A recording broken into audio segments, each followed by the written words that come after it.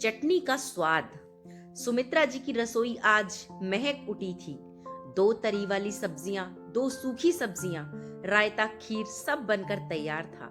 सभी खाने के लिए बैठ चुके थे। बहू के बनाए खाने की खूब तारीफें हो रही थीं।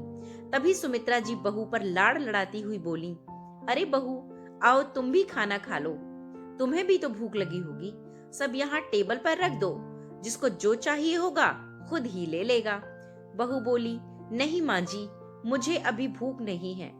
दरअसल रितिका, सुमित्रा जी की बहू, अभी खाना बनाने के हिसाब किताब में खुद को थोड़ा कच्चा समझती थी और अभी लगभग 3 माह पहले ही तो ब्याह कर आई थी वह ससुराल।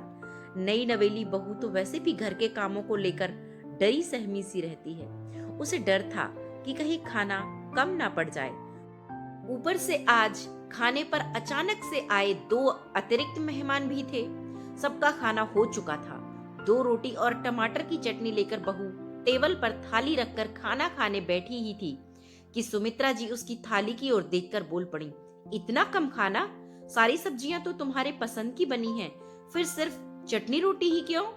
बहू बोली, माँ जी, वो ज्यादा खाना खाने का मन नहीं था मेरा।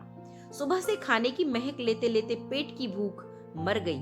ऊपर से थोड़ा थक भी गई हूँ, तो बस चटनी रोटी ही ले आई।